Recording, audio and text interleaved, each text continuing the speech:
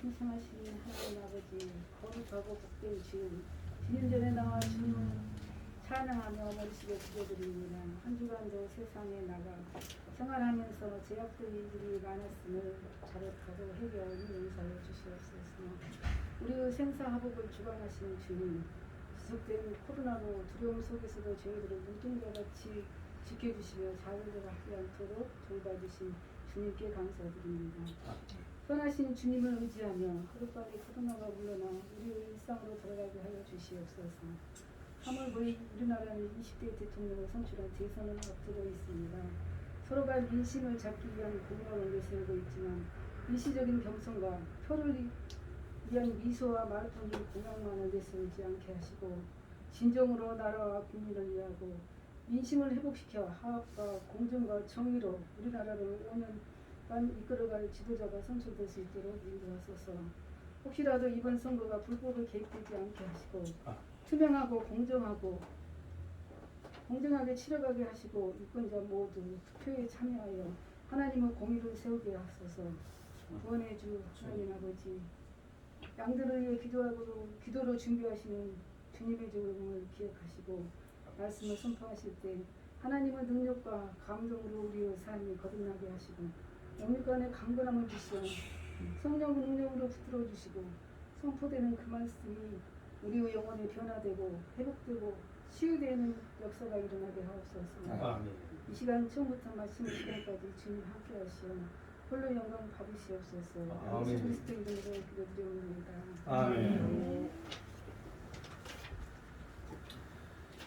네, 감사드립니다. 이 시간 함께 은혜 나눈 말씀 구약성경 여호수아 7장 1절에서 26절까지 우리 교대로 읽도록 합니다. 여호수아 7장 1절에서 26절 제가 먼저 읽습니다. 이 7장 한 장 가보도록 합니다. 이스라엘 자손들이 바친 물건을 인하여 범죄하였으니 이는 유다지파 세라의 증손 삽대의 손자 갈미의 아들 아간이 바친 물건을 취하였습니다.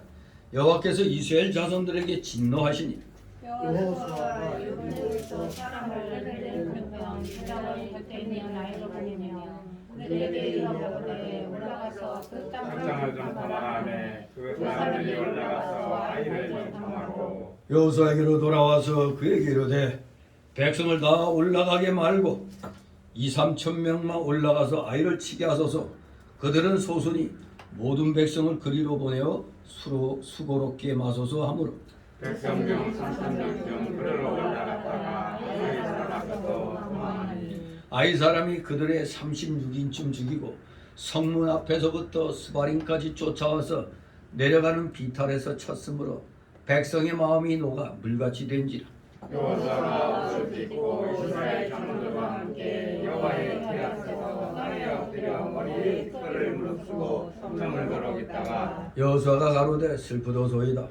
주 여호와여 어찌하여 이 백성을 인도하여 요단을 건너게 하시고 우리를 아모리 사람의 손에 붙여 멸망시키려 하셨나이까.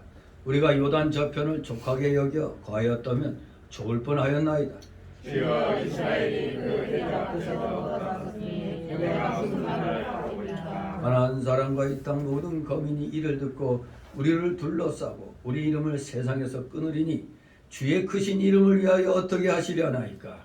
여호와께서 여호수아에게 이르시되 일어나라 어찌하여 이렇게 엎드렸느냐. 이스라엘이 범죄하여 내가 그들에게 명한 나의 언약을 어기었나니 곧 그들이 바친 물건을 취하고 도적하고 사기하여 자기 기구 가운데 두었느니라.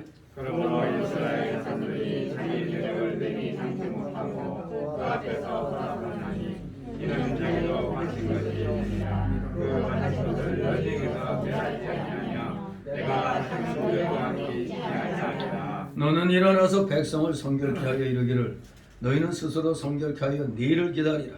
이스라엘의 하나님 여호와의 말씀에 이스라엘아 너희 중에 바친 물건이 있나니 네가 그 바친 물건을 너희 중에서 제하기 전에는 너희 대적을 당시 못하리라.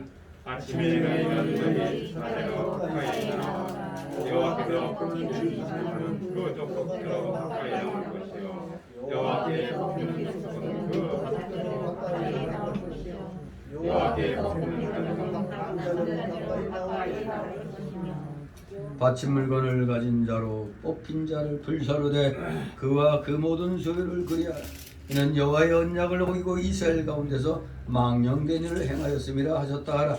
이 여호와가 지금 일어나서 이스라엘 그 지파대로 가까이 나오게 하더니 유다 지파가 뽑혔고 유다 족속을 가까이 나오게 하였더니 세라 족속이 뽑혔고 세라 족속의 각 남자를 가까이 나오게 하였더니 삽디가 뽑혔고 잡지 가족 각 사람을 가까이 나오게 했더니 유다 지파 세례 중손이요 잡지의 손자요 갈미 아들이 야간이 뽑혔더라. 여호수아가 아간에게 이르되 내 아들아 청하노라.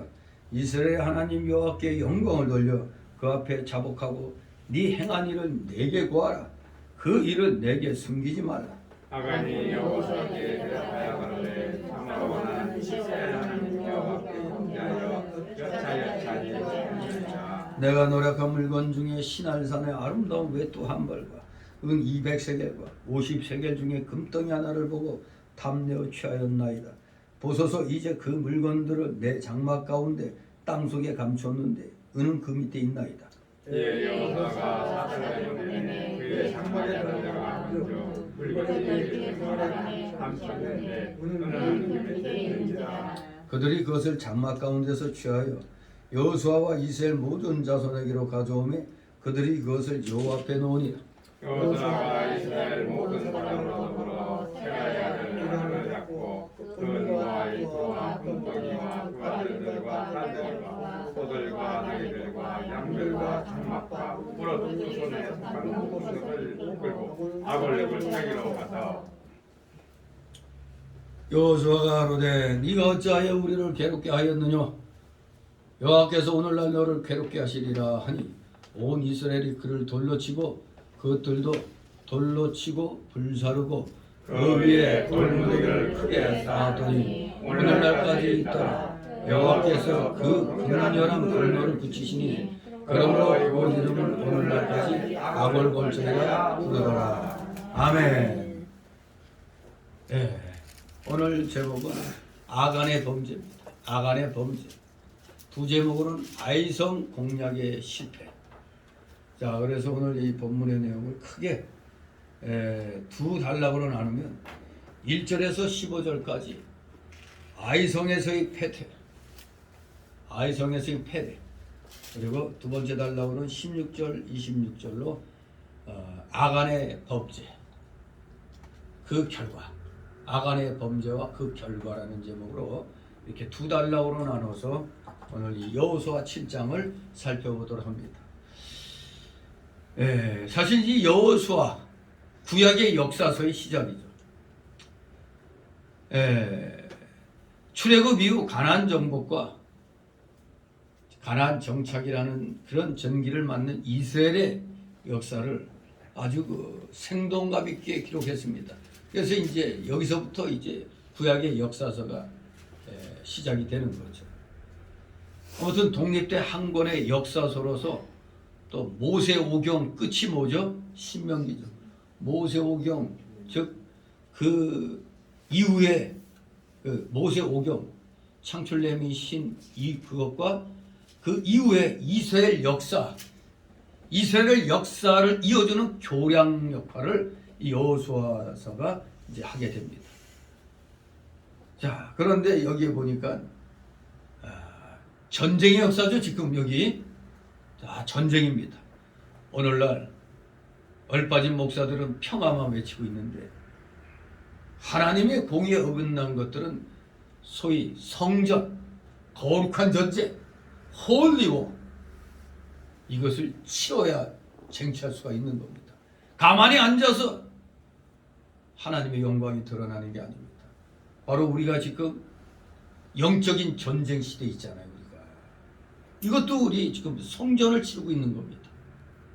그래서 우리가 이 성경에 나오는 이 전쟁의 역사를 가만히 이제 살펴볼 때 이 홀리워, 이 거룩한 전쟁, 이 뜻을 잘 알아야 돼요.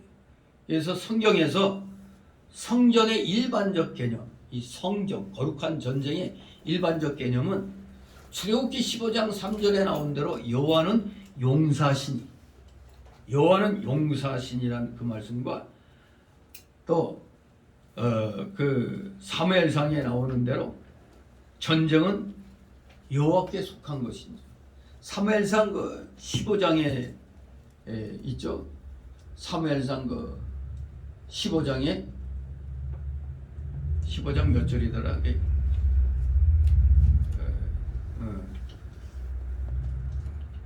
어디더라. 이렇게 여기 적어놨는데 또 기억을 못하겠네. 그 사무엘상 14장 6절에도 이제 나와 있는데, 전쟁은 여호와께 속한 것이라는 이 성경 말씀에 성전의 거룩한 전쟁의 일반적 개념이 잘 나타나 있습니다.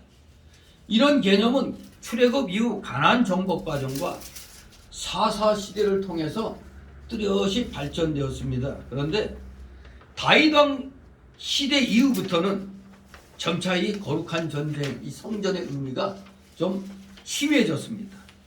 이 성전에 있어서 승리의 관건은 바로 여호와 하나님 말씀에 순종하느냐 불순종하느냐, 여기에 이 달려 있음을 출애굽기 14장 14절과 사무엘상 18장 17절에서도 말씀하고 있고, 그저 병력의 수요나 무기의 구열에 구애되지 않았음을 사사기 7장이나 또 사무엘상 14장 6절에서 우리가 또 살펴볼 수가 있습니다. 그래서 그 전쟁 시작 전이나 그 전쟁의 그 수행 과정에서 여호와께 문의하여 전략을 결정하는 일이, 하나님께 물어보고 전략을 결정하는 일이 아주 필수적으로 요청되었다는 것을 우리가 사무엘하 5장 19절 이하를 통해서도 우리가 알 수가 있습니다. 전쟁, 하여간 모든 전쟁, 우리 기독교인들이 하는 모든 전쟁은 하나님께 필수적으로 물어봐야 되는 겁니다. 그래서 거룩한 전쟁, 이 성전의 구원은 사사기 3장 28절이나 사무엘상 7장 8절 말씀처럼 여호와께서 그들을 우리의 손에 붙이셨느니라. 오늘날 우리가 오늘의 버전에 맞추면 반역자들을 우리의 손에 붙이셨느니라, 역적들을 우리 손에 붙이셨느니라, 저 주사파 공산주의자들 하나님이 우리 자유민주주의, 우리 기독교 세력에 붙이셨느니라. 이 똑같은 그런 맥락이 되겠습니다. 이 구원은 변치 않는 겁니다. 시대를 초월하는 겁니다. 기독교인에게 사단의 세력을 붙이셨다는 것. 그러니 우리 손에 붙였다 우리 마음대로죠. 이긴다는 얘기잖아요. 마귀들 갖고 노는 겁니다.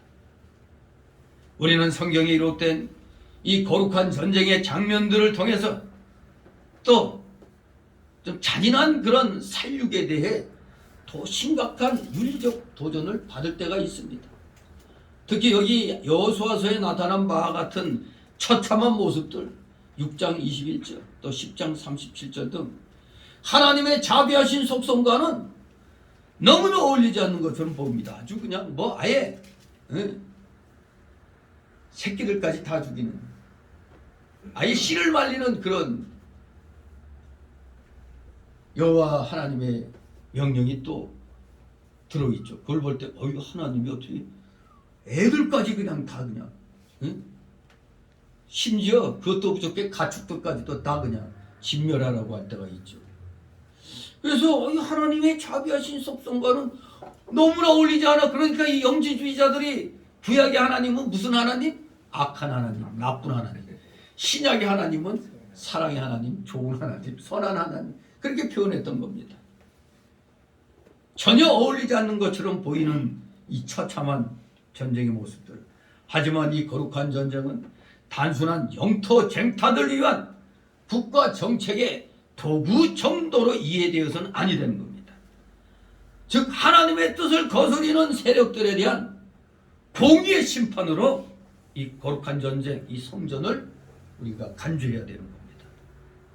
다시 말해서 성전은 죄에 대한 하나님의 심판이라는 구속사적 측면에서 이해되어야 하는 것입니다. 이 성경에 나오는 이 전쟁의 역사, 이 거룩한 전쟁, 이거는 하나님의 공의의 심판이라는 것을 이해해야 됩니다.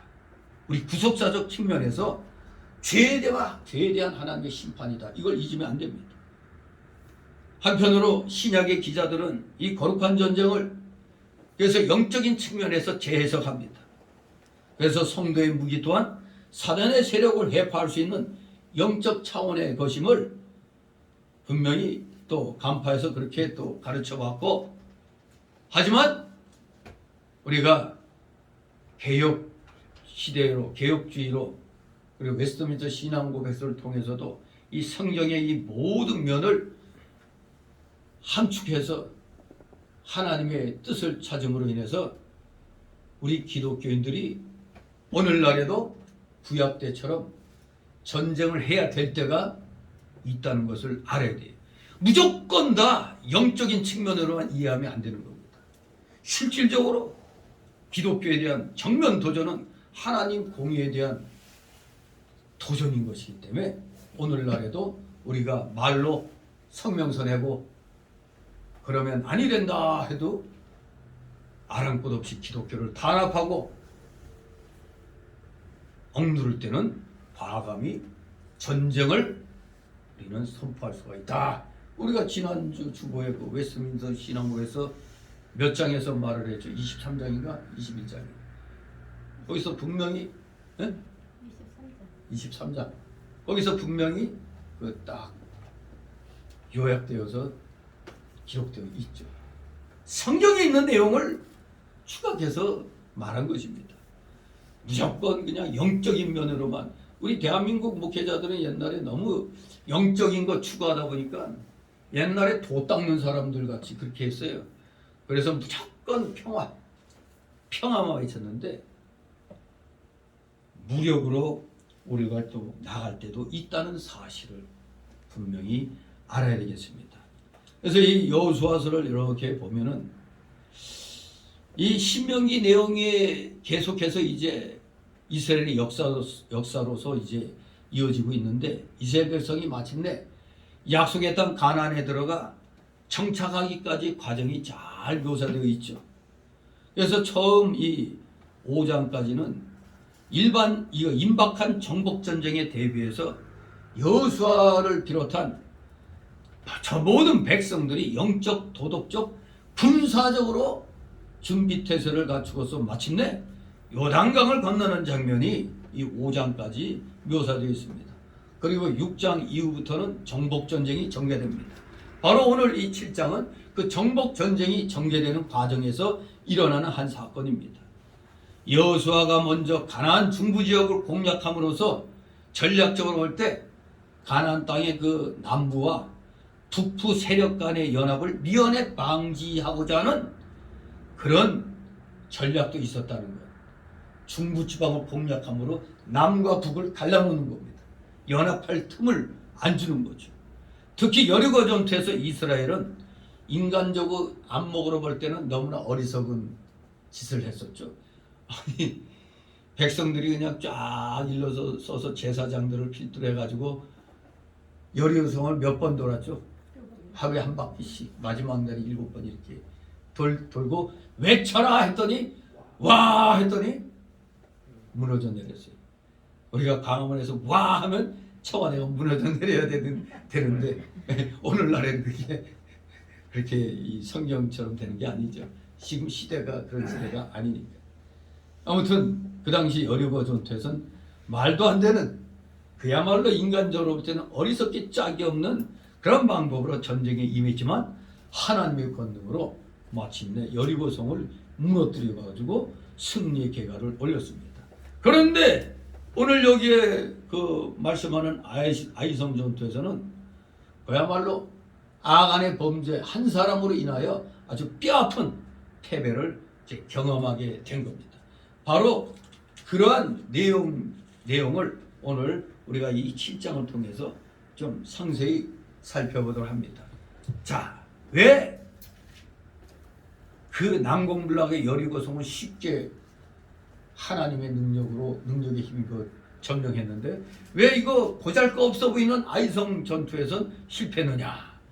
다름 아니라 바로 1절에 나온 대로 범죄 때문에 그렇습니다. 탐욕의 눈이 어두워 전리품의 일부를 도용한 아간으로 인해서 모든 이스라엘 백성들이 아주 쓰라린 좌절을 경험해야만 했던 겁니다. 우리는 이걸 통해서 정복전쟁의 승패 여부가 전적으로 하나님의 은총 여부에 달려있다. 이것을 우리가 분명히 우리에게 알려준과 동시에 아울러 한 사람의 범죄로 모든 백성들이 다 벌받았다. 바로 이것은 이스라엘 백성의 연대성을 드러내준 좋은 그런 신뢰가 되겠습니다. 그러니까 하나님께서는 이러한 범죄 요인이 제거된 후에는 다시 자비를 베풀어서 아이성을 공략할 수 있도록 하셨습니다. 여기 7장에서는 실패했으나 8장에서는 회개하고 나가니까 8장에서는 이제 승리를 거두게 됩니다.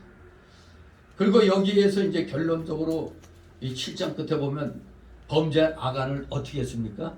사랑으로 용서해 준 게 아니라 극형에 처하는 장면이 나옵니다. 그것도 화형.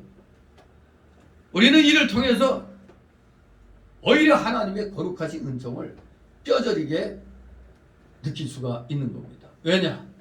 아간의 범죄 같은 가증스러운 행위가 용납되거나 이것이 가볍게 처리되면 온 이스라엘이 그러한 불의에 알게 모르게 물들게 될 것이기 때문에 그래서 항상 뭐든지 시범 케이스 이게 군대에서도 아주 시범 케이스 걸리면 평상시에 그냥 아무것도 아닌 거 그냥 몇 대 쥐어 터지거나 연병이가 몇 바퀴 돌면 끝낼 게 시범 케이스에 걸리면 그냥 감옥에 감방으로 가요. 감방에 하루아침에 세면백 준비하면은 군대에서 세면백 준비하면은 영창 가는 거예요.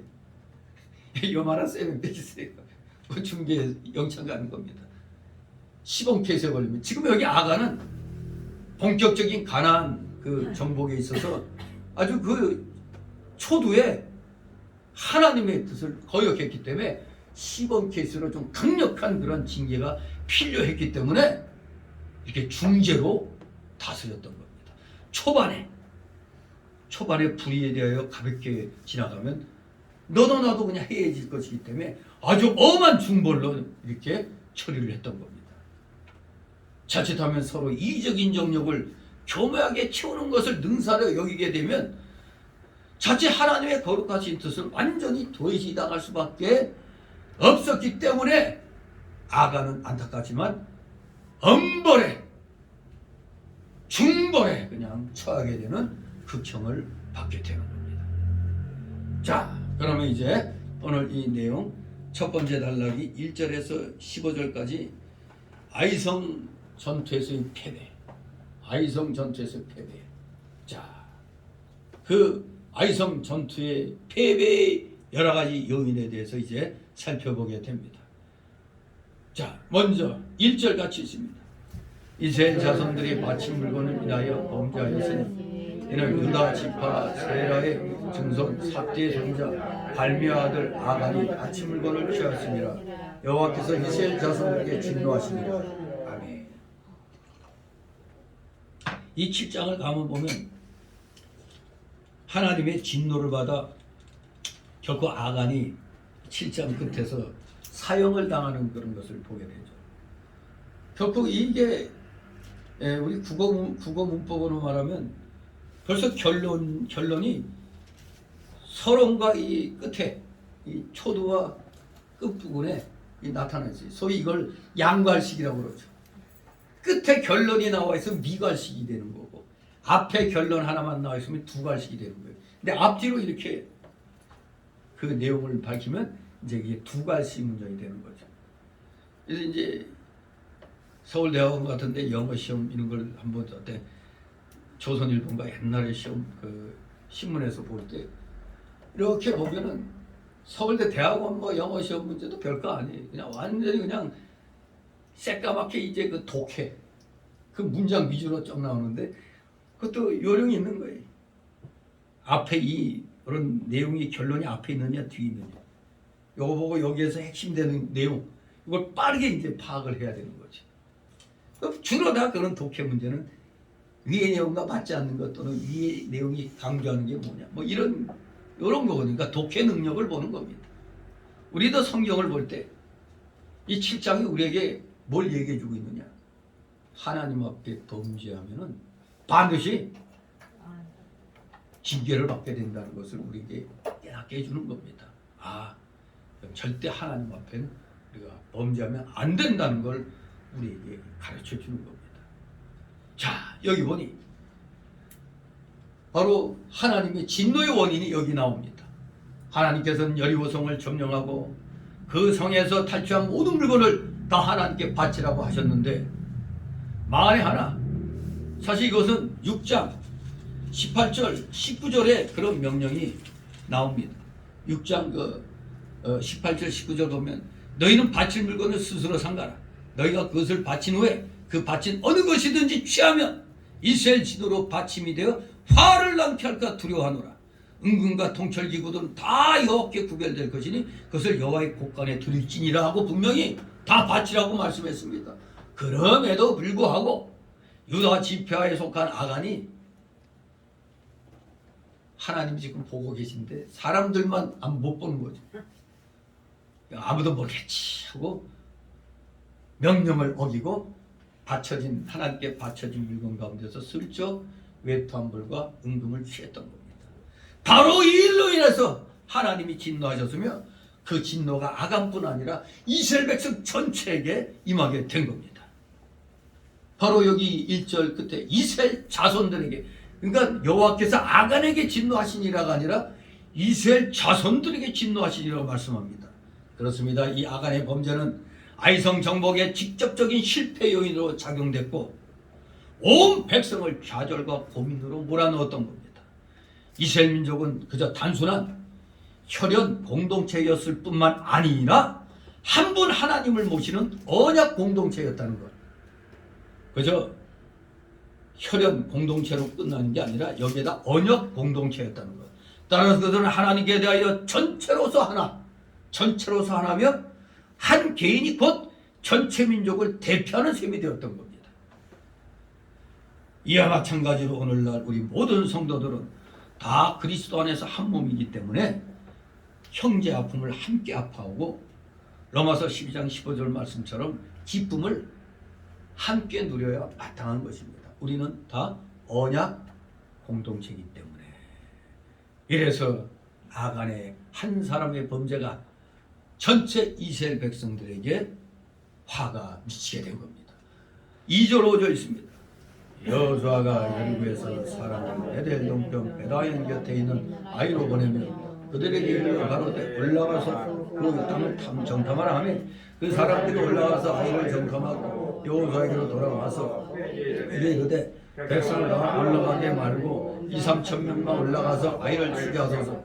그들은 소손이 모든 백성을 그리로 보내어 수고롭게 마소서 하므로 백성 중 3천 명쯤 그리로 올라갔다가 아이 사람께서 도망하니 아이 사람이 그들의 36인쯤 죽이고 성문 앞에서부터 스바렘까지 쫓아와서 내려가는 비탈에서 쳤으므로 백성의 마음이 녹아 물같이 됩니다. 아멘.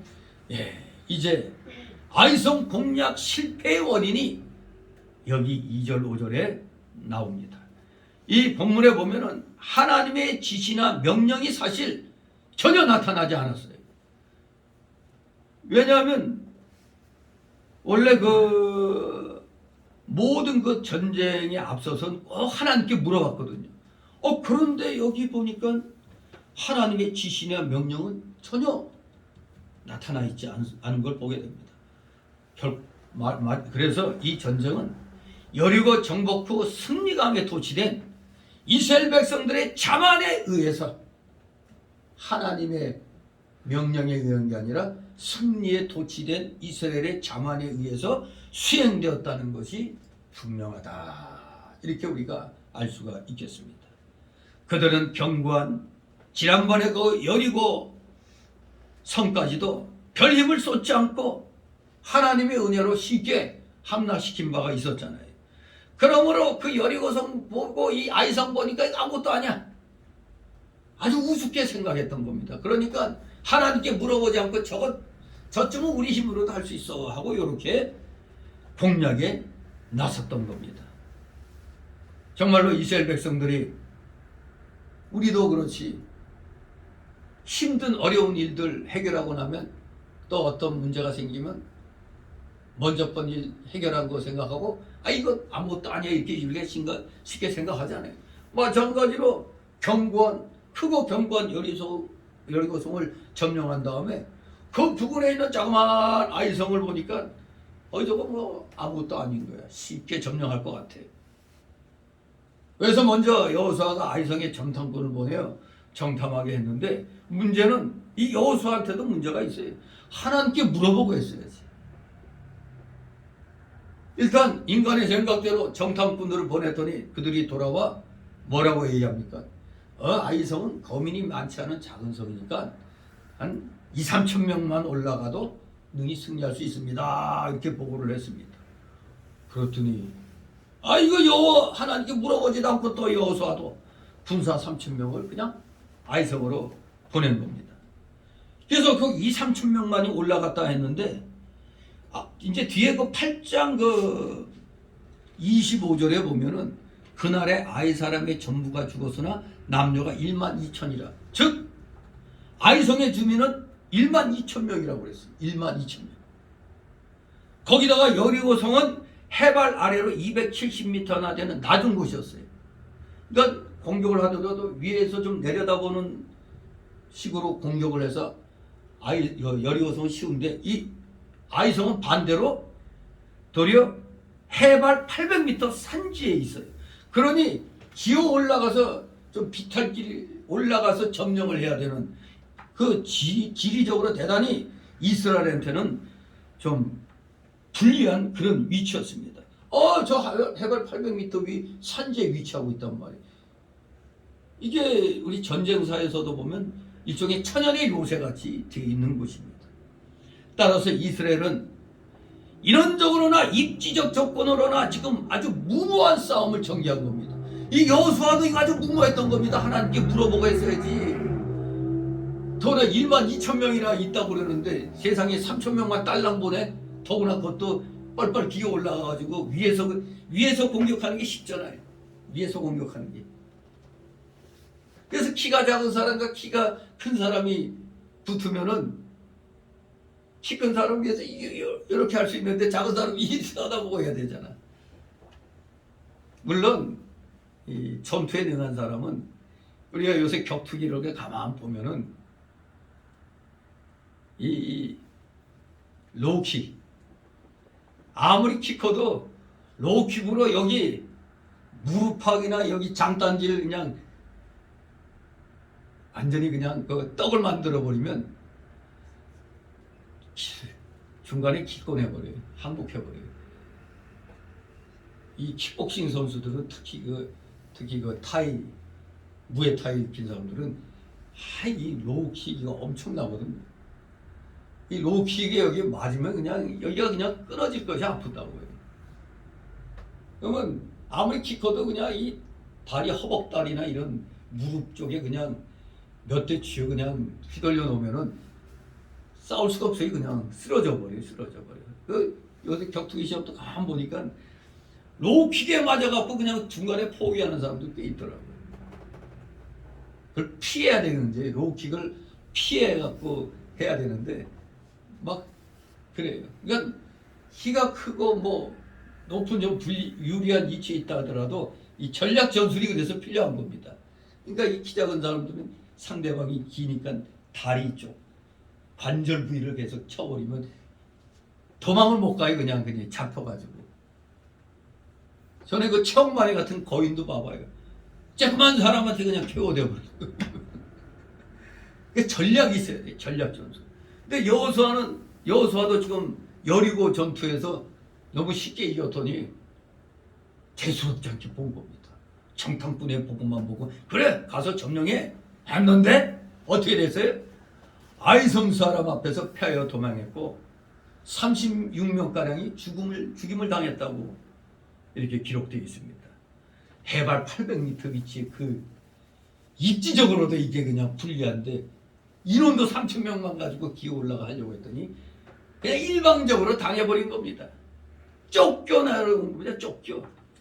결국 이스라엘 군대가 그 자그마한 무시했던 아이성 사람 앞에서 패한 것은 그야말로 말할 수 없는 수치였어요. 그랬더니 이 패배의 소식을 듣고 백성의 마음이 어떻다고? 녹아서 물같이 됐다고 그랬어요. 2,000~3,000명이면 충분히 승리하리라고 예상했던 아이성 공략이 엉뚱하게 자기 편만 36명이 전사자와 함께 패주로 끝나게 되자 지금 이스라엘 백성은 아주 심한 두려움에 사로잡히기 시작했어요. 녹아서 물같이 됐다. 지금 두려움에 사로잡혔다는 겁니다. 그만큼 기대가 컸던 만큼 실망 또한 컸던 겁니다. 하나님의 권능과 영광을 호가호위식으로 가로채 스스로 교만해졌던 이스라엘 백성은 아주 참패한 후에야 비로소 황망스럽게 하나님의 존전에 엎드리게 되었던 겁니다. 6절 있습니다. 여호수아가 옷을 찢고 이스라엘 장로들과 함께 여호와의 궤 앞에서 땅에 엎드려 머리에 티끌을 무릅쓰고 저물도록 있다가 아멘. 예. 이 하나님의 권능과 영광에 힘입어 가지고 쉽게 여리고를 먹었더니 우리가 이걸 이제 문자로 사자성어로 말하면 호가호위라고 그러죠. 호가호위. 여우 새끼가 호랑이 권세를 힘입어 가지고 이득을 취하는 거죠. 호가호위. 즉 이스라엘 민족이 하나님의 권세에 힘입어서 여리고성을 쉽게 낚아챈 걸 이걸 호가호위라고 그러는 거예요. 거기에 지금 그냥 자고해졌던 겁니다. 그러나 역시 두들겨 맞고 난 다음에야 하나님 앞에 엎드리게 된 겁니다. 이제 지금 읽은 이 6절부터 9절까지가 패배한 여호수아의 그 기도라고 할 수가 있습니다. 여호수아가 그 패전 소식을 듣고 옷을 찢고 장로들과 함께 여호와의 궤 앞에 엎드려 기도했습니다. 옷을 찢었다는 것 마음이 너무너무 안타깝고 별 고통스럽기 때문에 마음을 찢는다는 것을 이제 외적인 것으로 표현을 하는 거죠. 여호와서는 이렇게 이스라엘의 패배로 인하여 극도의 슬픔에 빠진 나머지 하나님의 궤 앞에 엎드려 종일 기도했던 겁니다. 이 여호수아의 기도 내용은 바로 7절과 9절에 보면은 7절에는 기도 내용이 불만을 말하는 것 같아요. 그리고 8, 9절에는 호소를 얘기합니다. 호소하는 걸 보게 됩니다. 한마디로 여호수아의 이 패배한 여호수아의 기도 내용은 불만과 호소를 동시에 내포하고 있는 겁니다. 이러한 내용에는 물론 인간적 유약성과 불신감 등의 부정적 측면이 많이 드러나 있지만 어려운 문제를 당하여 하나님 앞에 엎드려 기도해야 했다는 이 사실은 우리 성도들의 모범이 될 만한 것입니다.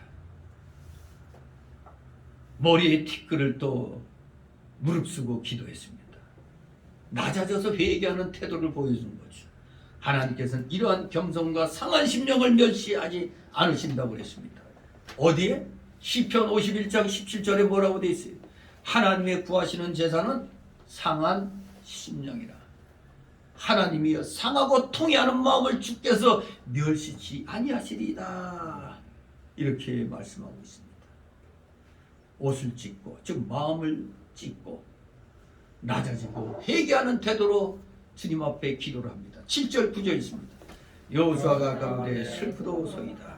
주 여호와 역자여 이 백성을 인도하여 요단을 건너게 하시고 우리를 아무리 사람의 손에 붙여 멸망시키려 하셨나이까.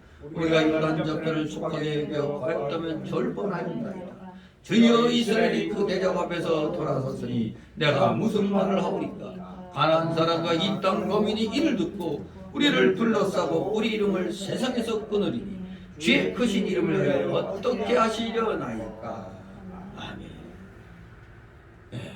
여호수아가 일반적인 그 히브리인들의 그 표현, 극한 고통이나 번뇌에 사로잡힐 땐 마음을 찢는 것을 옷을 찢는 것으로, 그리고 머리에 죄를 뿌림으로 심적 상태 낮아지고 회개하는 그런 태도를 지금 밖으로 지금 표출하고 기도를 하는 겁니다. 그런데 오늘날에도 또 이러한 모습으로 또 하는 사람들이 있습니다만, 사실 이 이스라엘 민족도 이런 모습이 나중에 보면은 이 바리새파 뭐 이런 사람들에 의해서 보면 이게 외형적 격식으로 그냥 흘러버린 것을 보게 되는 겁니다. 그래서 요엘서 2장 13절에 보면 선지자 요엘이 진정한 마음으로 애통하며 회개하라고 외친 것을 또 보게 됩니다. 아무튼 구약 시대에 지금 이 여호수아의 이런 간절한 기도, 옷을 찢고 머리에 티끌을 무릅쓰고 하는 이러한 모습들, 어떻게든 지금 어려운 상황에 처해서 하나님 앞에 최선을 다해야 낮아지는 그런 모습을 보여주고 있기에, 우리도 오늘날 이런 흉내는 안 내더라도 우리가 마음적으로나마 간절한 마음으로 우리도 하나님께 기도할 줄 알아야 되겠습니다. 여호수아는 아무리 사람에게 패전하여 하나님의 영광이 가려지는 것을 안타까워하며 기도했던 겁니다. 이스라엘 백성이 가나안 땅에 들어와서 원수에게 멸망하게 되면 하나님의 명성이 떨어지고 하나님의 구원운동이 실패하겠기 때문에 여호수아는 지금 애타는 심정으로 간구하십니다. 즉 여호수아는 자기를 위해 기도한 게 아니고 하나님의 영광과 하나님의 구원 역사를 위해 기도했던 겁니다. 이러한 기도는 하나님 마음에 합당한 기도가 되는 겁니다. 그래서 여호수아가 슬프도소이다 이렇게 표현합니다. 슬프도소이다. 그러면서 뒤에 보니까 주 여호와여 어찌하여 이 백성을 인도하여 요단을 건너게 하시고 우리를 아무리 사람의 손에 붙여 멸망시키려 하셨나이까, 마치 불평하는 듯한 그런 말이죠. 이것은 이스라엘 백성이 광야에서 모세와 아론에게 한 원망과 좀 비슷해 보이죠. 민수기 14장 2절 3절에 보면 이스라엘 백성도 좀만 힘들면은 모세와 아론에게 불평불만했었잖아요. 하지만 여기 이 여호수아의 원망 같은 이 기도의 내용은 근본적으로 불신 상태에 빠져서 하나님의 인도하심을 거역한 그 옛날의 광야 당시에 그 원망과는 다소 차이가 있다는 걸 알아야 됩니다. 왜냐하면 여호수아의 불만 속에는 권능의 하나님께서 결코 하나님의 뜻을 포기하시지 않을 것이라는 신앙에 근거한 그 간절한 호소가 여기에 숨겨져 있기 때문에 그 단순히 광야에서의 그 원망과는 차이점이 있는 것을 우리가 지나쳐서는 아니 되겠습니다. 아무튼 이렇게 여호수아는 간절하게 호소를 합니다. 8절 9절이 또 호소의 내용 아닙니까? 우리 이름을 세상에서 끊으시렵니까? 주의 크신 이름을 위하여 어떻게 하시려나이까? 호소합니다. 이거 자칫하면 하나님의 영광이 이방인들에 의하여 더럽혀질 수가 있기 때문에 우리 이름을 세상에서 끊으리니 주의 크신 이름을 위하여 어떻게 하시려나이까 하고 이렇게 호소를 합니다. 그래서 리빙 바이블에 보면은 우리 이름을 세상에서 끊으리니라는 말을 이렇게 해석해 놨어요. 우리를 공격하여 진멸시키다.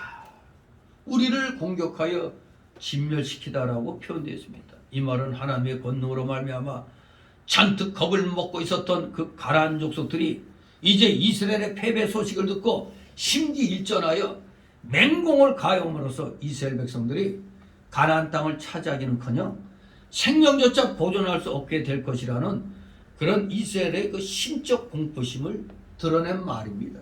그러니까 하나님 앞에 어찌하시렵니까 하고 이렇게 호소를 하고 있는 겁니다. 그러다 보면 주의 크신 이름을 위하여 어떻게 하시려나니까. 우리가 이런 상태에 빠지면 하나님의 이름이 더럽힘을 받게 되는데 어떻게 하십니까? 어떻게 하시려고 그럽니까? 호소합니다.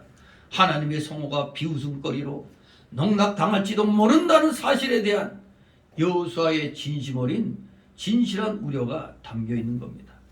애당초 좀 여호수아가 좀 더 신중하게 처신해서 정탐꾼의 말을 전적으로 신뢰하기 전에 어떻게 해야 돼? 먼저 하나님께 뜻을 물어봤어야 되잖아요. 먼저 하나님께 뜻을 묻고서 전쟁에 임했더라면 이러한 불상사를 미연에 방지할 수도 있었을 겁니다. 아이성 공략 실패와 그에 대한 여호와의 그 해명이 이제 11절 15절에 이제 소개되고 있습니다. 자, 10절 12절 있습니다. 여호와께서 여호수아에게 이르시되 일어나라 어찌하여 이렇게 엎드렸느냐 이스라엘이 범죄하여 내가 그들에게 명한 나의 언약을 어기었나니 그들이 바친 물건을 취하고 도적하고 사기하여 자기 기구 가운데 두었느니라. 그러므로 이스라엘 자손들이 자기 대적을 능히 당치 못하고 그 앞에서 돌아섰나니 이는 자기도 바친 것이 됩니다. 그 바친 것을 너희 중에서 멸하지 아니하면 내가 다시는 너희와 함께 있지 아니하리라. 아멘. 우리 하나님께서 여호수아의 불만과 호소 어린 기도를 들으시고 이스라엘이 패전한 이유를 가르쳐 주셨습니다. 가르쳐 주시면서 뭐라고 그랬어요? 일어나라 그랬어요. 어찌 이렇게 엎드렸느냐? 일어나라. 일어나라. 네. 이 일어나라 하면 우리가 어디선가 좀 귀에 익은 말이죠. 신약 때 달리다군 그러죠. 달리다군. 일어나 걸어라. 근데 여기에 이 일어나라는 히브리어 쿰입니다. 쿰. 히브리어로 쿰이에요. 쿰. 근데 이 쿰은 힘을 내라, 담대하라는 의미를 내포하고 있습니다. 여호와 하나님께서 여호수아에게 일어나 담대하라 이렇게 말씀합니다. 일어나 힘을 내고 담대하라 격려를 해주고 계십니다. 따라서 이 10절에는 하나님께서 이스라엘 백성을 각성 회개시켜서 하나님의 진정한 언약 백성으로 삼고자 하셨던 그 의도가 이 10절 말씀에 담겨 있는 겁니다. 어찌하여 이렇게 엎드렸느냐? 이스라엘이 범죄하여 내가 그들에게 명한 나의 언약을 어겼다. 그들이 바친 물건을 취하고 도적하고 사기하여 자기 기구 가운데 두었느냐. 바로 너희가 패전한 이유가 이것 때문이다 가르쳐주고 있잖아요. 이스라엘 백성이 하나님께 바친 물건을 도적질하고 사기하여 자기 기구 가운데 숨겼기 때문이라고 분명히 가르쳐 주었습니다. 그러므로 그 범죄한 자를 멸해야 하나님께서 함께하여 주신다고 하신 겁니다. 죄를 제거시켜야만 하나님이 함께해 주시고 도와주시는 겁니다. 그렇기 때문에 범죄한 일을 갖다 해결해야 되는 겁니다. 분명히 하나님이 11절에 이스라엘이 범죄했다는 겁니다. 내가 그들에게 명한 나의 언약을 어겼다고 분명히 말씀하고 있어요. 하나님은 아간의 범죄를 이스라엘 전체의 범죄로 지금 규정했죠. 이스라엘이 범죄했다고 그랬지 아간이 범죄했다고 한 게 아니잖아요. 한마디로 아간의 범죄를 이스라엘 전체의 범죄로 규정했다는 겁니다. 바로 이게 어떤 특성이요? 언약 공동체의 특성입니다. 언약 공동체의 특성을 여실히 보여주는 그 단적인 예가 아간이 범죄했다가 아니라 이스라엘이 범죄했다고 말씀한 것입니다. 참으로 언약의 공동체에서 나 하나쯤이야 하면 안 되는 거예요. 나 하나쯤이야 했다가는 나 하나 때문에 전체가 피해를 입게 되는 겁니다. 그렇기 때문에 하나님께서는 그 범죄한 자를 멸해야 하나님께서 함께 해주신다고 했어요. 죄를 제거시켜야만 하나님이 함께 해주시고 도와주시는 겁니다. 비록 아간한 사람이 범죄했지만 이스라엘 백성 전체에 대한 하나님의 명령을 어긴 것이기 때문에 이스라엘 백성 전체에게 징계가 임한 것입니다. 13절 15절 있습니다. 너는 일어나서 백성을 성결케 하여 이르기를 너희는 스스로 성결케 하여 내일을 기다리라. 이스라엘 하나님 여호와의 말씀에 이스라엘아 너희 중에 바친 물건이 있나니 네가 그 바친 물건을 너희 중에서 제하기 전에는 너희 대적을 당치 못하리라. 아침에 너희는 너희 지파대로 가까이 나오라. 여호와께 뽑히는 지파는 그 족속대로 가까이 나올 것이니 여호와께 뽑히는 족속은 그 가족대로 가까이 나올 것이요 여호와께 뽑히는 가족은 각 남자대로 가까이 나올 것이요 바친 물건을 가진 자로 뽑힌 자를 불사르되 그와 그 모든 소유를 그리하라.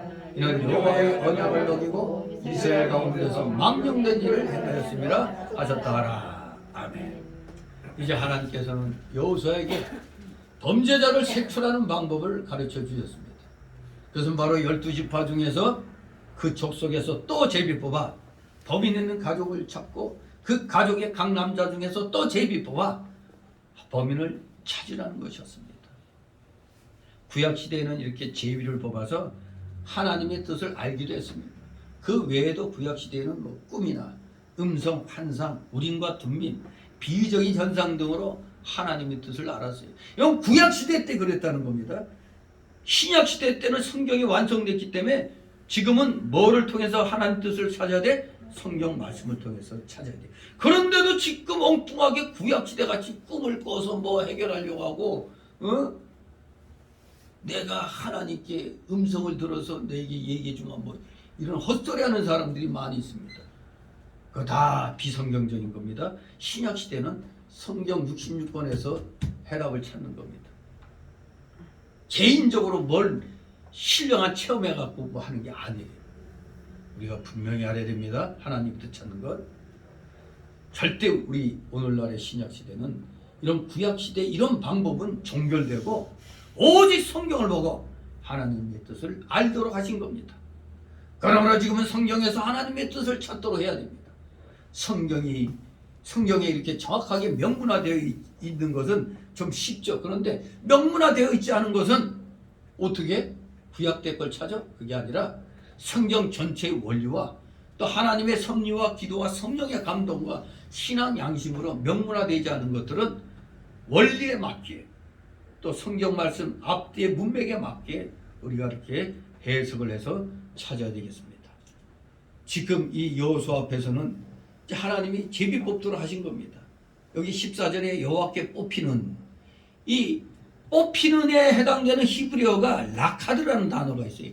라카드, 뽑히다, 선택하다, 잡다 등의 뜻을 내포하고 있는데 제비를 뽑을 때 사용된 이 말, 이 사무엘상 14장 41절 42절에도 말씀하고 있죠. 제비 뽑는 것. 그래서 이 제비 뽑기는 목격자의 증언이 없어가지고 범죄 판명이 불가능할 때 흔히 사용된 방법입니다. 제비 뽑기. 오늘날에 우리가 그 뭐 과자 내기, 뭐 심부름 내기 할 때 우린 군대에서는 그걸 많이 했어요. 사다리 타기. 요새도 사다리 타기 하나 모르겠네. 사다리 그려가지고 사다리 타기 해가지고 막 하는데 그것도 제비 뽑기나 마찬가지죠. 사다리 타기도. 예. 아무튼 이렇게 목격자의 증언이 없어가지고 범죄 판명이 불가능할 때 이런 방법들을 사용합니다. 아무튼 이러한 경우에 비록 제비를 뽑히는 자는 사람이지만 판명을 확정하는 이는 하나님이시라고 잠언 16장 33절 말씀대로 그렇게 믿은 것입니다. 제비 뽑는 건 사람이나 그걸 판명하는 건 하나님이시라고 그렇게 말씀하고 있어요. 물론 이러한 방식이 오늘날 그대로 적용될 수 없다는 것은 주지의 사실입니다. 하지만 하나님께서는 그 당시 구약시대 시대적 문화적 배경을 감안하셔서 하나님의 경륜을 이렇게 제비뽑기 속에서 또 보이셨던 겁니다.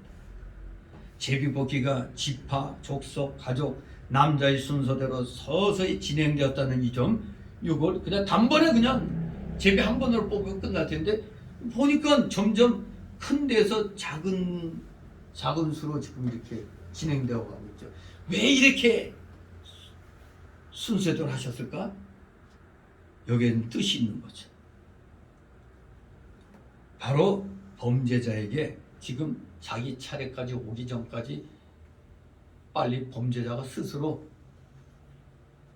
이걸 이름하여 제가 말했던 게 뭐죠? 자수하여 광명 찾자 이겁니다. 자수하여 광명 찾으라고 시간을 주는 겁니다. 이게 시간을 벌어주는 거예요. 자진하여 죄를 고백할 수 있는 기회를 제공한 것이라고 우리가 또 이렇게 추측할 수가 있는 겁니다.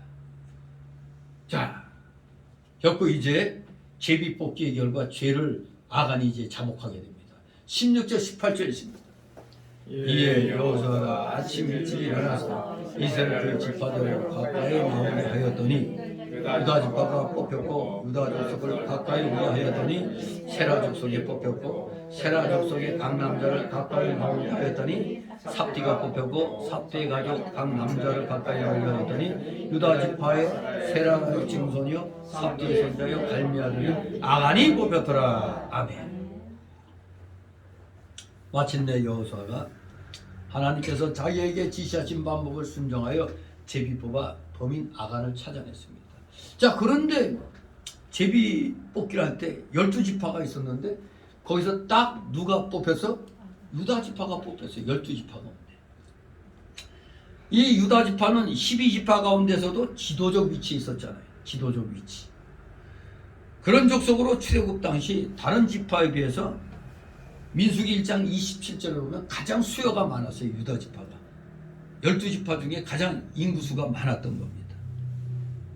더군다나 세력도 강해서 항상 선봉에 섰던 것을 우리가 앞에서 이제 살펴볼 수가 있겠습니다. 아무튼 이렇게 때가 되므로 범인 아간이 찾아진 겁니다. 아간은 물건을 몰래 도적질하여 감췄지만 우리가 코람되어 항상 하나님이 보고 계시다는 것, 항상 하나님 눈앞에 있다는 걸 인식해야 돼요. 코람되어 아무도 본 게 없어갖고 숨길 줄 알았지만 하나님이 다 알고 계신 겁니다. 다 아시고 드러내셨잖아요. 지금 제비 뽑기해가지고 마태복음 10장 26절에 그런즉 저희를 두려워하지 말라. 감추인 것이 드러나지 않을 것이 없고 숨은 것이 알려지지 않을 것이 없느니라고 했습니다. 범죄한 것과 감추인 것이 드러나지 않을 것은 하나도 없습니다. 범죄한 것을 드러내주지 않으면 그가 회개할 수 없고 이스라엘 전체에 대한 하나님의 진노를 멈출 수가 없는 것입니다. 19절 20절 있습니다. 여호수아가 아간에게 이르되 내 아들아 청하노라. 이스라엘 하나님 여호와께 영광을 돌려 그 앞에 자복하고 네 행한 일을 내게 구하라. 그 일을 내게 숨기지 말라. 아간이 여호수아에게 대답하여 참으로 나는 이스라엘 하나님 여호와께 범죄하여 여차여차 행하였나이다. 아멘. 여호수아가 범죄한 아간을 자기 아들이라고 하면서 자복하라고 했습니다. 이것은 긍휼히 여기는 심정으로 한 말입니다. 죄는 미워해도 사람은 사랑한 것이죠. 이스라엘 하나님 여호와께 영광을 돌려 그 앞에 자복하라고 했습니다. 하나님 여호와께 영광을 돌려 죄를 자복하라. 이게 하나님께 영광 돌리는 일인데 여호수아가 이 19절 말씀처럼 아간에게 특별히 권고한 이유가 있습니다. 아간에게 특별히 여호와께 영광을 돌려 그 앞에 자복하라. 이렇게 특별히 아간에게 권고한 이유는 두 가지로 볼 수 있는데, 첫째, 아간이 자신의 범죄 행위를 적당하게 얼버무릴 경우 하나님께 대한 이스라엘 백성의 신뢰심이 약화될 우려가 있었잖아요. 하나님이 이놈이다 했는데 나는 절대 안 그랬다고 이렇게 되면 백성들이 볼 때 하나님이 틀렸나? 하나님도 저거 하나 못 맞히나? 이럴 수가 있잖아요. 하나님께 대한 그 신뢰감이 악화될 우려가 있었습니다. 끝까지 얼버무리고 나는 아닙니다 하면은 안 되잖아요. 그리고 두 번째로는 계속 자신의 무죄를 우길 경우에 아간은 하나님을 거짓말하는 자로 몰아세우는 참나한 죄악을 더하게 되는 셈이었습니다. 예컨대 여호수아가 이렇게 여호와께 영광을 돌려 자복하라고 한 것은 아간이 끝까지 자백하지 않으면 그는 하나님의 영광을 가리움과 동시에 이스라엘 백성의 그 마음속에 제비뽑기의 결과에 대한 일말의 의혹을 남길 수밖에 없게 되잖아요. 하나님이 하라고 했는데 저 사람은 아니라고 하는데 하나님이 잘못 맞춘 거 아닌가 할 수도 있잖아요. 막 의혹이 막 생기는 겁니다. 따라서 여호수아는 마지막으로 아간에게 하나님의 공의에 순복하라, 순복할 것을 지금 이렇게 종용하는 겁니다. 그래서 아간은 그 말을 듣고 자기의 죄를 숨김없이 다 자복한 겁니다. 21절 있습니다. 내가 노력한 물건 중에 신할산의 아름다운 외투 한 벌과 은 200세겔과 50세겔 중에 금덩이 하나를 보고 힘내어 취하였나이다. 얻어서 이제 그 물건들을 내 장막 가운데 땅 속에 감췄는데 은은 그 밑에 있나이다. 아멘.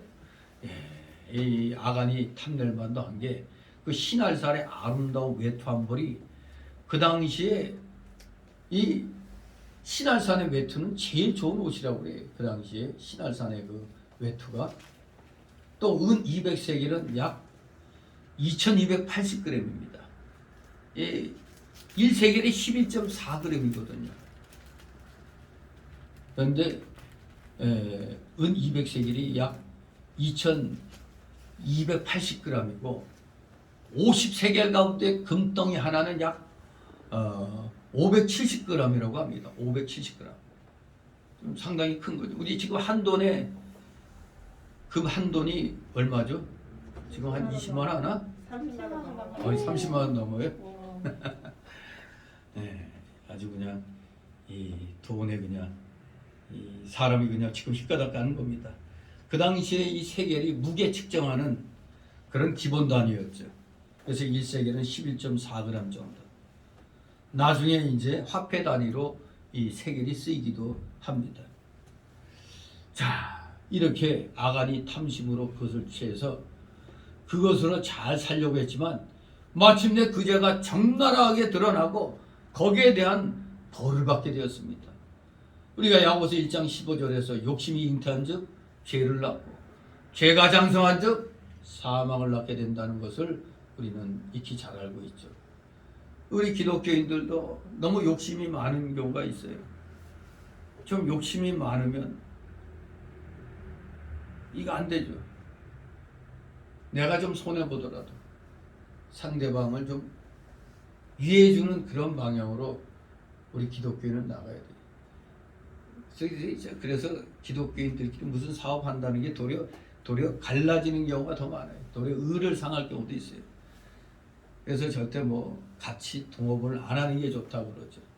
만약에 해야 될 경우는 내가 저 사람의 믿음을 위해서 내가 좀 양보하는 그런 마음이 없으면 절대 동업하면 안 됩니다. 그런 마음 없으면 절대 동업하면 안 돼요. 좀 뭐가 좀 더 이득이 될 것 같으면 내가 포기하는 거예요. 그래야 싸움이 안 나죠. 안 그러면 싸워가지고 당장 또 깨지는 거잖아요. 그럴 바에는 아예 하지 않는 게 좋은 것입니다. 자, 이렇게 아간은 욕심이 생겨가지고 자기 장막 가운데 땅속에 감췄다고 그래요. 근데 이 당시 생활은 다 장막에서 했다고 이렇게 기록을 하는데 사실 왜냐하면 그 당시에 그 내용을 보면 그 당시 장막은 다 염소털로 짠 질기고 검은 천으로 만들었다고 그랬는데 그 모양은 원추형, 계란형 그리고 장방형 등 다양했다고 그래요. 왜 그러면 장막 생활을 여기서 했느냐? 이 여리고 정복하고 정복 시대부터는 좀 집 짓고 살아야 되는데 그 당시 여리고성 모조리 다 불타버렸잖아요. 불타버렸기 때문에 이스라엘 백성은 다 장막에서 생활해야만 했던 것입니다. 진실로 그러다 보니까 은덩이 금덩이 보니까 욕심이 생겼던 것이죠. 자, 같이 22절 23절 있습니다. 이에 여호수아가 사자를 보내며 그의 장막에 달려가 본즉 물건이 그의 장막 안에 감췄는데 은은 그 밑에 있는지라. 그것을 장막 가운데서 취하여 여호수아와 이스라엘 모든 자손에게로 해서 보내 이것을 여호와 앞에 놓으니라. 아멘. 여호수아가 이제 이실직고 하는 것을 듣고 사자를 보냅니다. 그래서 아간의 장막을 샅샅이 조사해서 땅을 파고 마침내 감춰놓은 그 물건들을 찾았습니다. 그래서 그것을 여호수아 이스라엘 자손에게로 가져오고 그것을 여호와 앞에 놓았던 것입니다. 이렇게 모든 범죄 여호와 앞에는 히브리 4장 13절 말씀처럼 벌거벗은 것 같이 다 드러납니다. 하나님 앞에서는 드러나지 않을 것이 없는 겁니다. 24절 있습니다. 여호수아가 이스라엘 모든 사람으로 더불어 세라의 아들 아간을 잡고 그 은과 외투와 금덩이와 그 아들들과 딸들과 소들과 나귀들과 양들과 장막과 무릇 그에게 속한 모든 것을 이끌고 아골골짜기로 가서 아멘. 마침내 여호수아가 이제 하나님의 징계를 또 내려야 되니 아간을 잡고 그 은근과 외투와 그의 자녀들과 그의 모든 육축과 그의 모든 수요를 처벌하기 위해서 아골골짜기로 끌고 갔습니다. 자, 그런데 여기서 의문점이 생기는 게 있죠. 아니, 범죄는 누가 한 거예요? 아간이 했는데 그 아들들과 딸들도 지금 모조리 다 같이 아골골짜기로 끌고 왔다고 그러거든요. 이게 우리가 왜 이상하다 하면 신명기 24장 16절, 신명기 24장 16절 우리 보시기 바랍니다. 24장 16절 같이 있습니다. 아비는 24장 신명기 24장 16절 시작. 아비는 그 자신을 인하여 죽임을 당치 않을 것이요 자식들은 그 아비를 인하여 죽임을 당치 않을 것이라. 각 사람은 자기 죄에 죽임을 당할 것이니라. 아멘. 분명히 24장 16절에 의하면 아비의 죄를 자식에게까지 전가시켜서는 안 된다고 분명히 규정되어 있죠. 그럼에도 불구하고 여기 아간의 자녀들이 형장으로 끌려갔다는데 여러분은 어떻게 생각합니까? 신명기 24장 16절은 아비의 죄가 자녀들에겐 안 미친다고 그랬잖아요. 자기가 다 지는 건데 왜 여기 아간의 자녀들이 같이 형장으로 끌려갔느냐. 여기에 대해서 또 학자들 간에 의견이 분분합니다. 어떤 의견이 있느냐. 첫째, 이들이 같이 사형당한 건 아간의 가족이 그의 범죄에 동참했다. 같이 동참했기 때문에 그렇다.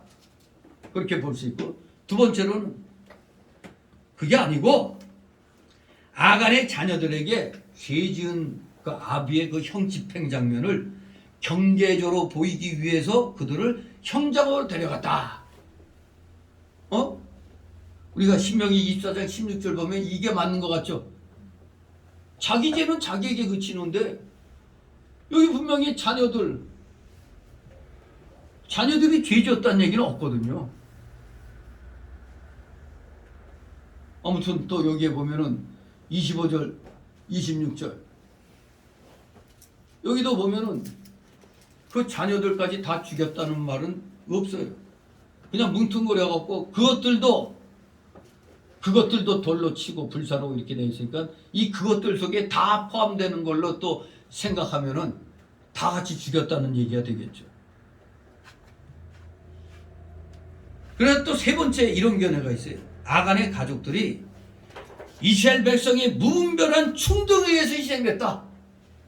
분노한 이스라엘 군중들에 의해서 저놈 때문에 우리 가족이 죽었다. 왜 전쟁터에서 30몇 명 죽었잖아요. 36명.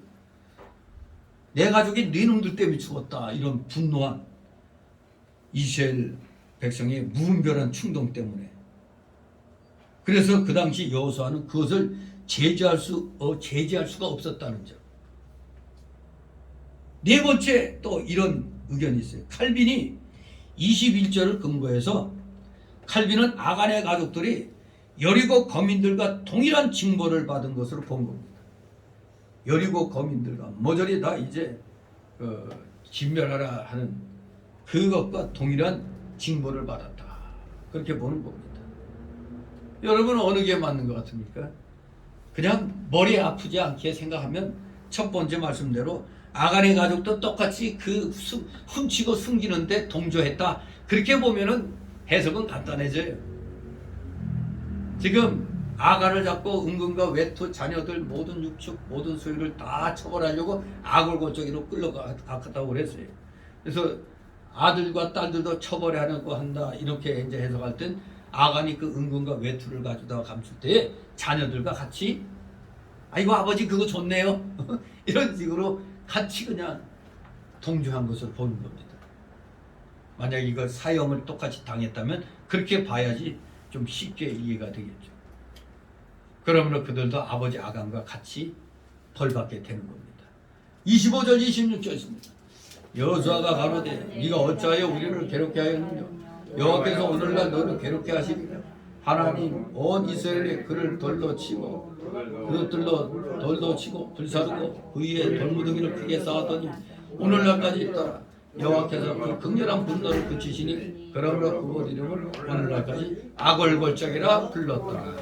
아멘. 사실 하나님의 자비하신 속성에 비하면 아가 때문에 그 아들들과 딸까지 다 처벌했다는 건 좀 멋이게 하죠. 이거 멋이게 하니까 거시기하게 해석을 해야 되는데 같이 죄에 동참했다가 보면은 이렇게 다 같이 동조한 죄 때문에 죽었다 할 수 있는데, 저는 또 인간적으로 좀 가엽게 여긴다면 아간의 자녀들에게 봐라, 너희 아버지가 이렇게 하나님 명령 어기고 죄를 졌기 때문에 이렇게 벌받은 거니까 너희는 절대 저런 죄를 짓지 않도록 해라고 경계조로 보이게 그들을 형장으로 데려갔다. 저는 이렇게 보고 싶어요.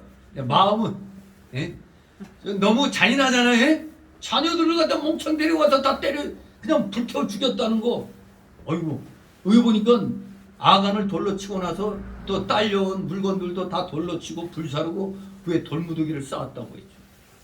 그러니까 아간에게 속한 모든 것 다 그냥 다 불살랐다는 거예요. 그러니까 또 누가 또 해석한 것처럼 이스라엘 백성들이 내 가족이 36명 중에 하나 해당되니까 내 가족이 저놈 죄 때문에 죽었다는 그 분노에 의하여 여호수아도 제지하지 못한 가운데 그냥 죽였다 이렇게 보는 수도 있겠습니다만, 좀 성경적으로 좀 너무나 이 구약 때는 너무 그냥 좀 잔인한 무자비한 게 좀 많이 눈에 띄니까 이럴 땐 또 저런 죄를 지으면 저렇게 죽는다는 걸 경계하려고 그 아들과 딸들 데려다가 포기했다. 뭐 이렇게 또 해석할 수도 있다는 걸 기억하시기 바랍니다. 아무튼 아간과 이 소속된 것들이 다 이스라엘을 괴롭게 했고 하나님의 백성 36명 죽게 하기 때문에 아간과 그에 속한 모든 것들이 괴로움 당하고 죽임을 당하여야 마땅한 상황이 된 겁니다. 근데 이스라엘 온 백성들이 산채로 불사른 건 아니네, 그죠? 먼저 돌로 쳐서 죽이고 시신을 불사르고 그 위에 돌무더기를 쌓았다는 겁니다. 그때 하나님의 맹렬한 진노가 그쳤다는 거죠.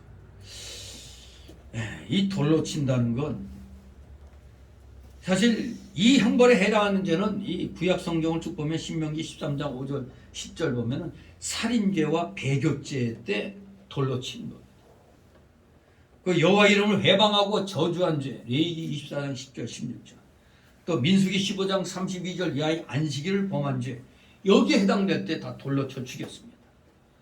아간이 이러한 끔찍한 형벌을 당하게 된 데에는 바로 21절의 그 탐심이 크게 작용했다고 볼 수가 있습니다. 이 탐심이, 욕심이 잉태한 즉 죄를 낳고 죄가 장성한 즉 사망을 낳게 된다는 야고보서 1장 15절 말씀이 이렇게 또 마음에 딱 새겨지게 되는 겁니다. 아무튼 하나님께 바쳐진 것들을 이제 다 취함으로써 아간 자신이 결코 자신도 죽음으로 하나님께 바쳐졌다는 그런 상황으로 이제 결말이 맺게 됩니다. 근데 이 아골골짜기는 히브리어로 에메크 아코르라는 단어입니다. 한마디로 괴로움의 골짜기입니다. 괴로움의 골짜기. 에메크 아코르. 아골이라는 단어가 아코르거든요. 참혹한 일을 당하다 괴롭게 하다는 뜻을 내포하고 있어요. 그래서 원래 이 아골골짜기는 심판과 고통을 상징하는 말로 사용되었지만 이사야 65장 10절과 호세아 2장 15절에서는 또 이스라엘의 그 회복을 가리키는 종말론적인 의미로도 쓰였습니다. 아무튼 이 아골골짜기는 구약 때는 해골이 뒹굴고 소망이 없는 골짜기가 이 아골골짜기였습니다. 하지만 종말론적으로 예수 그리스도께서 오시면 이 골짜기도 소망의 문이 열리게 되는 것입니다. 우리 오늘 이 아간의 범죄로 말미암아 자칫 이스라엘 백성들이 엄청난 고통을 당하게 되는 것을 우리는 살펴봤습니다. 예수 믿는 사람들은 다 언약의 공동체라는 것을 기억하고 나 하나쯤이야가 아니라 나 하나 때문에 공동체에 욕이 돌아올 수 있다는 것. 오늘날에도 마찬가지잖아요. 내가 밖에 나가서 무슨 일 잘못하면은 그 사람 때문에 저 사람이 누구야? 기독교인이야?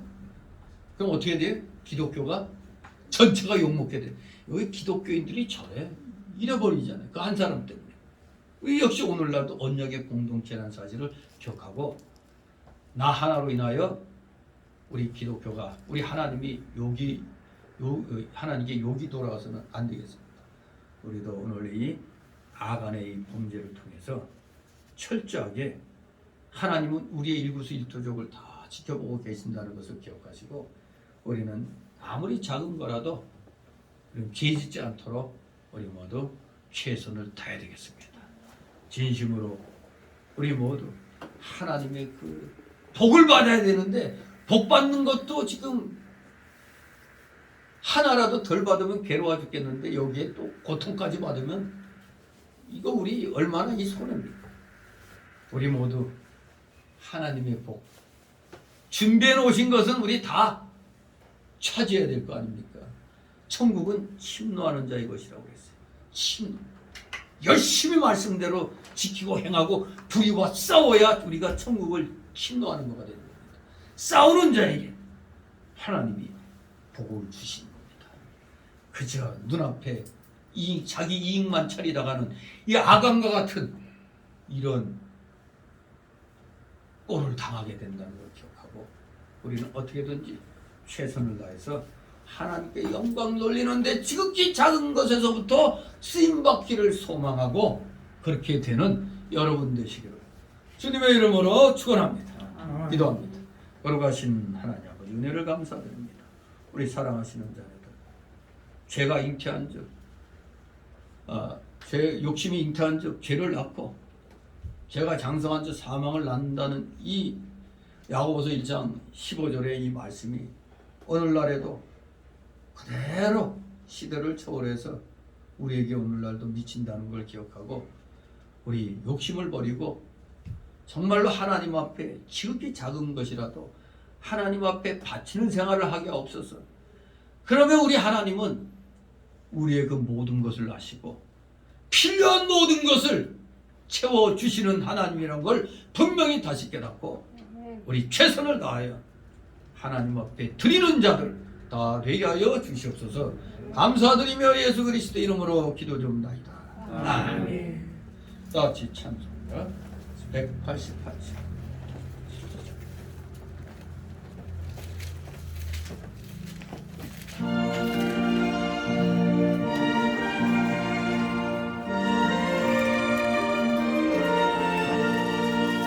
만세 반석 열심히 내가 걸어갑니다. 자녀 일상하여 물과 배를 흘리고 내게 영 내려서 성결하게 하소서. 내가 몸을 세우나 은혜 받지 못하네. 슬픔없이 힘쓰고 눈물 근심하느라 구속 못할 죄인을 예수 홀로 속하네. 민족을 모 앞에 가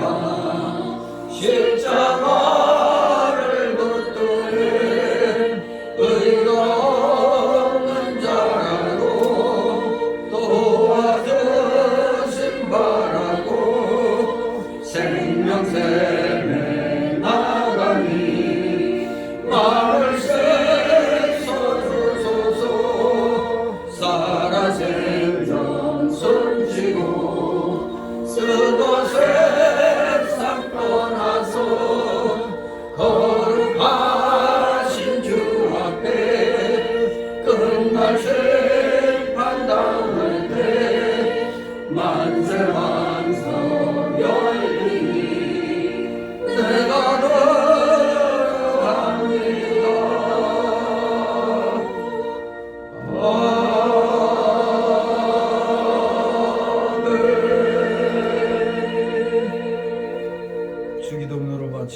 광고 말씀드립니다. 하나님 주신 이름과 기운을 받으시옵고 나라의 마음이시며 예수님께서 이룬 것 같이 하늘에서 이루어지이다.